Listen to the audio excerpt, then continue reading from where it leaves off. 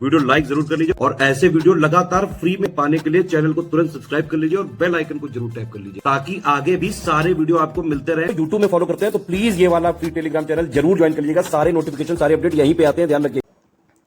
नमस्कार दोस्तों, अगर आपने भी यूपी पीसीएस प्री 2025 को टारगेट किया है तो उसमें जो सी सेट का पेपर होता है उसके लिए आपको परेशान होने की आवश्यकता नहीं है और न ही बहुत ज़्यादा समय देने की ज़रूरत है। देखिए, आपको क्या करना है कि सी सेट के लिए ना सिर्फ और सिर्फ आपको मॉक टेस्ट देने हैं, पहला पॉइंट। दूसरा पॉइंट, आपको PYQs पर निर्भर रहना है। देखिए, ये जो सी सेट का पेपर है ऐसा नहीं कि ये मेरिट में हेल्प करेगा, ये सिर्फ क्वालिफाइंग नेचर का है। इसको क्वालिफाई कीजिए, आगे आप मेंस में जाइए। तो इसमें आपको बहुत ज़्यादा समय नहीं देना है, बस क्या करना है कि इतना ही पढ़ना है जिससे बस आपका सी सेट क्वालिफाई हो जाए या थोड़ा सा बेहतर नंबर आ जाए। तो इसके लिए अब आपको क्या करना है, देखिए आपको ना ये जो मॉक टेस्ट की सीरीज चल रही है, अभी हम लोग पहला सीरीज देख रहे हैं, ऐसे ही ना हम लोग मतलब ढेर सारे 40-50 या जब तक आपका एग्जाम नहीं हो जाता है तब तक डेली एक सीरीज को देखेंगे। और ऐसा भी नहीं कि एक सीरीज में हम लोग 100 प्रश्नों को एक दिन में ही देखेंगे, क्योंकि 100 क्वेश्चन अगर देखेंगे तो फिर भाई ये क्लास लगभग 1 घंटे 1.5 घंटे की पहुंच जाएगी। इतना समय नहीं देना है। सी सेट में आपको डेली 15 से 20 मिनट देना है, बस इतना देना है। इतने में ना आराम से आपका सी सेट क्वालिफाई हो जाएगा।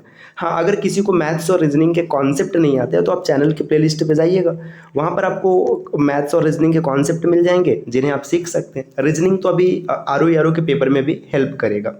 तो चलिए आज हम लोग शुरुआत करते हैं। ये बेहतरीन सीरीज आपके लिए ला रहे हैं तो फिर भाई वीडियो को लाइक तो ज़रूर कर दीजिएगा और चैनल पर अगर पहली बार विजिट किए तो सब्सक्राइब करना ना भूलेगा।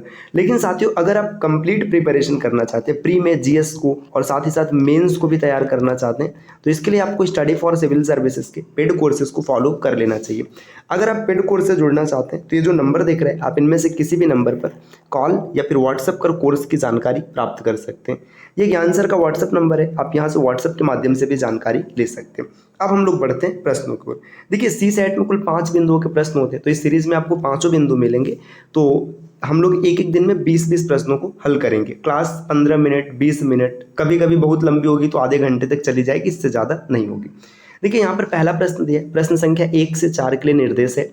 निम्नलिखित गद्यांश को ध्यान से पढ़िए और प्रश्न संख्या 1 से 4 के उत्तर इस गद्यांश के आधार पर दीजिए। यहाँ पर एक गद्यांश दिए, आपको इसे पढ़ना है और इसके आधार पर प्रश्न का उत्तर देना है। देखिए, गद्यांश वाले प्रश्न आसान होते हैं। आप अगर एक बार गद्यांश को ढंग से पढ़ लेते हैं तो चीज़ों को बहुत ही आसानी से आप कर पाएंगे। देखिए, यहाँ पर क्या दिया है कि देश में कोरोना वायरस से संक्रमित लोगों की संख्या 2 लाख से अधिक हो जाने के साथ ही जिस तरह संक्रमण की रफ्तार तेज होने के आंकड़े सामने आ रहे हैं, उससे यह साफ है कि इस खतरनाक वायरस से उपजी महामारी से फिलहाल छुटकारा मिलने वाला नहीं है। देखिए, ये कोविड के बारे में यहाँ पर गद्यांश दिया हुआ है। अब आगे है, इसके बावजूद मतलब यह राहत की बात है कि देश में 1 लाख से अधिक लोग इस महामारी को परास्त कर ठीक हो चुके हैं और संक्रमण के शिकार लोगों के ठीक होने की दर भी 50% के करीब पहुंच गई है। यह भी राहतकारी है कि मरने वालों की संख्या अन्य देशों के मुकाबले कहीं कम है। जहां अमेरिका में 1 लाख से अधिक लोग मर चुके हैं, वहीं अपने देश में अभी यह संख्या 6000 से कम ही है। आगे देखिए, और आगे बढ़ेंगे तो यहाँ पर दिया, निसंदेह करीब 3 माह में किसी एक बीमारी से इतने लोगों की मौत भी चिंताजनक है। देखिए, अमेरिका का बताया गया कि 1 लाख लोग मर गए, लेकिन भारत में खाली 6000 लोग मरे। लेकिन 3 महीने के अंदर बीमारी से 6000 लोग मर गए, ये चिंताजनक है।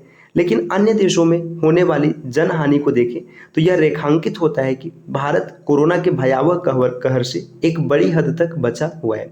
चूंकि स्वास्थ्य विशेषज्ञ यह कह रहे हैं कि अभी कोरोना के संक्रमण की चरम अवस्था आनी शेष है, इसलिए इसके अलावा और कोई उपाय नहीं है। एक ओर जहां स्वास्थ्य ढांचे को सक्षम बनाने के हर संभव उपाय किए जाएं, वहीं दूसरी ओर संक्रमण से बचने के लिए जो आवश्यक है वह किया जाए। इसके लिए सरकारों और उनकी विभिन्न एजेंसियों के साथ आम लोगों को भी सतर्कता का परिचय देना होगा। आगे बढ़ेंगे तो और दिया साथियों, यहाँ पर यह ठीक है कि कोरोना संकट के बीच कारोबारी गतिविधियों को आगे बढ़ाने के लिए लॉकडाउन से बाहर निकलने की प्रक्रिया शुरू कर दी गई है, लेकिन इसका यह मतलब नहीं है कि शारीरिक दूरी के नियम को शिथिल कर दिया है और अथवा सेहत के प्रति अतिरिक्त सावधानी बरतने की जरूरत खत्म हो गई है। लॉकडाउन से बाहर निकलने की कोशिश वक्त की मांग थी। यदि जीविका के साधनों को बल देने के उपाय नहीं किए जाते तो कोरोना से अधिक नुकसान आर्थिक व्यापारिक गतिविधियों के ठप होने से हो सकता था। देखिए, और आगे बढ़ेंगे तो यहाँ पर दिया है एक पैराग्राफ और है, चूंकि यह संकट अभी टला नहीं है, इसलिए हर किसी के लिए आवश्यक ही नहीं अनिवार्य है कि शारीरिक दूरी के नियमों का पालन करते हुए जीवन को सावधानी के साथ संचालित करें। यह खेद की बात है कि सार्वजनिक स्थलों पर शारीरिक दूरी को लेकर लापरवाही का परिचय दिया जा रहा है।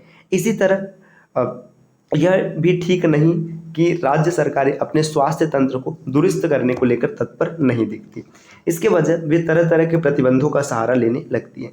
इससे समस्या कम होने के बजाय बढ़ रही है। तो अब यहाँ पर देखिए, ये पूरा गद्यांश आपने पढ़ लिया। अब इसमें कुछ चीज़ें पूछी गई हैं। तो देखिए यहाँ पर गद्यांश जब आपने पूरा पढ़ा तो इसमें क्या क्या पूछा गया इसकी बात हम लोग करते हैं। देखिए यहाँ पर है, निम्न में से कौन सा विकल्प इस समय देश में कोरोना संक्रमितों की संभावित संख्या को दर्शा रही है। तो यहाँ पर यह पूछा है कि देश में जो कोरोना संक्रमित है उसकी संभावित संख्या कितनी है। यहाँ पर साथियों ऐसा पढ़ते समय तो कहीं नहीं मिला कि संभावित संख्या कितनी है। रुकिए 1 मिनट, एक बार फिर से पढ़ते हैं। देश में कोरोना 50%, ठीक है। 3 माह बीमारी, आवश्यक तंत्र, लॉकडाउन, ठीक, ये चीज़ हो गया है ना। यहाँ पर देखिए इस प्रश्न का उत्तर देना भाई, अभी तो इसमें ये है ही नहीं ना कि मतलब कितने लोग मतलब संक्रमित है, कुछ नहीं दिखाया गया। अब कैसे आप इसका उत्तर दे पाएंगे। ये बताया गया कि कितने लोग ठीक हुए हैं 6000 के आसपास, लेकिन संभावितों की संख्या तो नहीं है। अब किस प्रकार से इसको टैकल किया जाए। जिस प्रकार देखिए इस प्रश्न का जो उत्तर बनेगा ना, तो यहाँ पर ये प्रश्न जो है इसमें कोई त्रुटि है, 100% त्रुटि है। अन्यथा अब बिना मतलब आप दिए कैसे बता पाएंगे कि कितने लोग हैं। अब ये पूरा फैक्ट बेस है, मतलब फैक्ट आपको मिलेगा, आप उसे टिक करेंगे। तो संभावितों की संख्या कितनी है भाई, नहीं बताया जा सकता है। तो इस वजह से इस प्रश्न का उत्तर देना तो अभी तो संभव नहीं है। चलिए फिर दूसरा प्रश्न देखते हैं। दूसरा प्रश्न दिया, निम्न में से कौन सा कथन सही है। आपको बताना है कि इसमें से कौन सा कथन सही है। भारत में लोग कोरोना संकट से बिल्कुल ठीक नहीं हो पा रहे, ये तो गलत है। दिया था ना कि संकट से ठीक हो पा रहे। दूसरा है, भारत में कुल कोरोना संक्रमितों में से लगभग आधे रोगी सफलतापूर्वक स्वस्थ हो जा रहे हैं। देखिए यहाँ पर बताया गया था कि 50% लोग क्या हो रहे हैं, ठीक हो जा रहे हैं। तो यही इस प्रश्न का उत्तर बन जाएगा। अब तीसरे प्रश्न को देखेंगे। तीसरा प्रश्न दिया, भारत में कोरोना संकट से उत्पन्न समस्याओं का क्या कारण है। जो कोरोना संकट से उत्पन्न समस्या है उसका कारण क्या है। देखिए पहला पॉइंट दिया, भारत में स्वास्थ्य संबंधी मूलभूत सुविधाओं की भारी कमी है, ऐसा नहीं है। दूसरा पॉइंट दिया था, भारत में विभिन्न स्थानों पर स्थानीय प्रशासन उचित अनुशासनात्मक कार्रवाई करने में सक्षम सिद्ध नहीं हुआ है, ये भी गलत है। तीसरा पॉइंट है, भारत की विभिन्न राज्य सरकारें अपनी स्वास्थ्य संबंधी सुविधाओं पर कार्य करने के बजाय इस संकट से बचने का वैकल्पिक मार्ग ढूंढने में व्यस्त है। तो ये बताया गया था, ये अंतिम पैराग्राफ में हम लोगों ने देखा था। तो विकल्प सी इसका उत्तर बनेगा। आगे बढ़ते हैं। प्रश्न संख्या 4 दिया है, कोरोना संकट से बचाव के क्या संभावित उपाय हो सकते हैं। तो कोरोना संकट से बचाव के क्या उपाय हो सकते हैं आपको ये बताना है। कोरोना संकट से बचाव का जो उपाय है, सार्वजनिक स्थलों पर सामाजिक दूरी, बिल्कुल सही है। राज्य सरकार का अपने स्वास्थ्य तंत्र में सुधार करना, ये भी सही है। अपने दैनिक जीवन में परिवर्तन लाना, इसका जिक्र किया ही नहीं गया था। अपने सेहत के प्रति अतिरिक्त सावधानी बरतना, ये भी सही है। तो पहला, दूसरा और चौथा अगर आप देखेंगे तो विकल्प यहाँ पर जो उत्तर बनेगा सी बनेगा। चलिए अब अगले प्रश्न पर आते हैं। प्रश्न संख्या 5 दिया है, यथाविधि शब्द किस समास का उदाहरण। देखिए यथाविधि यहाँ पर देखेंगे अव्यय है, तो जो भी शब्द अव्यय से शुरू होता है उसमें अव्ययी भाव समास होता है। तो विकल्प ए इस प्रश्न का उत्तर बन जाएगा।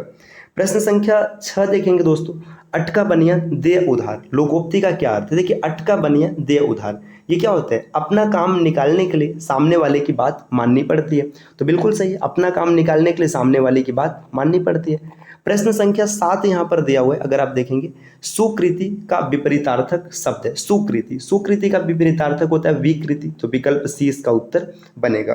प्रश्न संख्या 8 को देखेंगे, यहाँ पर दिया है, निम्नलिखित में से कौन सा एक शब्द तत्सम नहीं है। तत्सम नहीं मतलब क्या है, तद्भव होना चाहिए। तो देखिए जो जड़ है, जड़ ये तत्सम शब्द नहीं, ये तद्भव है। इसका सही उत्तर विकल्प ए हो जाएगा। प्रश्न संख्या इसके बाद हम लोग देखेंगे 9 को, औलाद किस विदेशी भाषा का शब्द है। तो औलाद, औरत, ये सब किस भाषा के शब्द है, अरबी भाषा के शब्द हैं। आगे अक्ष के अनेकार्थी शब्दों में से कौन सा एक शब्द नहीं होगा। तो अक्ष का मतलब धुरी होता है, वाहन भी होता है और सर्प भी होता है, हाथी नहीं होता है। प्रश्न संख्या 11 देखिएगा साथियों दिया है, इसमें से कौन सा वाक्य शुद्ध है। आपको बताना है कौन सा वाक्य शुद्ध है। मेरा भोजन कर लिया, मैंने मेरा भोजन कर लिया, अपना लिखना सही होगा, ये गलत हो जाएगा, है ना। कन्याओं की सुंदरता ने मेरा मन मोह लिया, ये भी गलत है। वह खाई बहुत गहरी है, ये शुद्ध दिख रहा है। मेज को यहाँ रखो, ये भी अशुद्ध है। तो इसमें विकल्प सी उत्तर बनेगा। प्रश्न संख्या 12 दिया है कि निम्नलिखित किस शब्द की वर्तनी शुद्ध है। विवेक में छोटे की मात्रा रहता है ना। सूरज में बड़े ऊ की मात्रा रहेगी। अजीत में देखिए यहाँ पर अगर आप देखेंगे तो बड़ी की मात्रा रहेगी। तो आकाश, ये वर्तनी शुद्ध है। प्रश्न संख्या 13 दिया है, कौन आंख का पर्यायवाची नहीं है। आपको बताना है कौन नहीं। नेत्र, नयन, लोचन, तीनों पर्यायवाची है, तो जो वदन है ये नहीं होगा। प्रश्न संख्या 14 दिया है, यह मेरी पुत्री है। इस वाक्य में सर्वनाम का कौन सा रूप है। अब देखिए यह मेरी पुत्री है, यहाँ पर क्या किया जा रहा है, बताया जा रहा है निश्चितता। देखिए संबंध का तो कोई बात ही नहीं है, निश्चितता वाचक ये भी नहीं हो जाएगा, तो निश्चय वाचक ही होगा। विकल्प सी इसका उत्तर बनेगा। अगले प्रश्न पर आएंगे। प्रश्न संख्या 15 दिया है, डुबल शब्द निम्नलिखित में से किस बोली का है। तो डुबल ये किसका है, भोजपुरी बोली का है। प्रश्न संख्या 16 है, अधोमुखी का विलोम क्या हो जाएगा। अधोमुखी, अधोमुखी का विलोम क्या होता है, ऊर्ध्वमुखी होता है। इसका उत्तर ए हो जाएगा। प्रश्न संख्या 17 यहाँ पर दिया है, 17 नंबर का प्रश्न है, कौन नृप होए हमें कहानी, चेरी छोड़ना हो बई रानी, है ना। इसमें नृप का अर्थ क्या होता है। देखिए कौन नृप होए, नृप का मतलब क्या होता है, शासक बनेगा, राजा बनेगा, तो यहाँ पर क्या हो जाएगा, राजा हो जाएगा। विकल्प बी। 18 नंबर का प्रश्न दिया, निम्नलिखित में से कौन स्वर संधि का उदाहरण है। आपको बताना है कौन स्वर संधि का उदाहरण है। तो देखिए इसमें स्वर संधि देखने अभिलेख में देखेंगे तो ये तो नहीं हो पाएगा। गजानन ये इसका उत्तर हो सकता है ना। देखिए आगे निष्कपट ये भी नहीं होगा, विद्यालय ये भी हो सकता है। तो भाई गजानन भी हो जाएगा और विद्यालय भी हो जाएगा। अब इसमें आपको बताना है कि कौन सा इसका उदाहरण है। तो अब इसमें तो दोनों सही हो रहा है ना, क्योंकि विद्यालय में विद्या प्लस आलय लिखेंगे, यहाँ पर भी स्वर संधि आएगा। गजानन में गज प्लस आनंद लिखेंगे, यहाँ भी स्वर संधि आएगा। तो इसमें से दोनों सही हो सकते हैं। अब इसका उत्तर जो भी आप मानिए। अगले प्रश्न पर आते हैं। 19 नंबर का प्रश्न यहाँ पर देखिए, 19 और 20 यहाँ पर दो प्रश्न मैथ्स के, तो हम लोग इनको भी देख लेते हैं, क्योंकि एक क्लास में 20 प्रश्नों को देखेंगे। प्रश्न संख्या 19 दिया है, विजेंद्र की तुलना में आशुतोष 25% अधिक कुशल है। यदि आशुतोष 12 घंटे में काम पूरा करता है तो विजेंद्र कितने घंटे में करेगा। देखिए दो लोग हैं, एक विजेंद्र है और एक आशुतोष है। ठीक, विजेंद्र की तुलना में आशुतोष 25% अधिक कुशल है। अगर ब्रिजेश 4 काम कर रहा है विजेंद्र, तो ये 5 करेगा। ये कैसे पता चला, 25% का भिन्नात्मक मान होता है 1/4। ठीक, तो 4 वास्तविक है और 1 कुशलता दिखाएगा। देखिए विजेंद्र की तुलना में जब ये 25% ज्यादा कुशल है, मतलब ये 4 काम करेगा तो ये 5 करेगा। अब बोला क्या गया कि आशुतोष काम को 12 घंटे में कर लेते हैं। ठीक, तो यहाँ पर देखिए 1 घंटे में 5 काम करता है, 12 घंटे में पूरा कर लेगा। ठीक, तो ये 60 काम टोटल है। अभी 1 घंटे में 4 काम करता है, 4 से भाग कर दीजिए, 15 घंटे में पूरा कर पाएगा। प्रश्न संख्या 20 दिया है, 4/5 और 8/15 के बीच में एक परिमेय संख्या आपको बताना है कि इसके बीच में एक परिमेय संख्या कौन होगा। तो देखिए परिमेय संख्या पहले तो इसमें देखिएगा, ये संख्या परिमेय नहीं है, ये भी परिमेय नहीं है और ये भी परिमेय नहीं है। जब 3 परिमेय नहीं है तो यही इसका उत्तर हो जाएगा, क्योंकि ये तीनों तो अपरिमेय संख्या है। परिमेय संख्या अपरिमेय कैसे पहचानते हैं, देखिए जो उसका हर होता है ना, ये हमेशा 2 के पावर m और 5 के पावर n के रूप में होता है, जहां पर m और n कोई भी पूर्णांक हो सकता है। तो देखिए 17 को देखेंगे तो इसमें 2 5 नहीं आएगा, 19 में भी नहीं आएगा, इसमें भी नहीं आएगा। 8 का मतलब 2 का क्यूब और 5 के पावर 0। ठीक है, सेटिस्फाइड हो गया, तो विकल्प डी उत्तर बनेगा। तो साथियों ये आज की क्लास रही, जिसमें हम लोगों ने सी सेट के लिए 20 प्रश्नों का डिस्कशन किया है। ये सीरीज लगातार चलती रहेगी। अगर आप कंप्लीट सी सेट को फ्री में तैयार करना चाहते हैं तो चैनल को सब्सक्राइब कर लीजिएगा। और आरओ या फिर यूपी पीसीएस की तैयारी के लिए आप स्टडी फॉर सिविल सर्विसेज को फॉलो कर सकते हैं, जिसके लिए आप इनमें से किसी भी नंबर पर कॉल या फिर व्हाट्सएप कर कोर्स की जानकारी ले सकते हैं।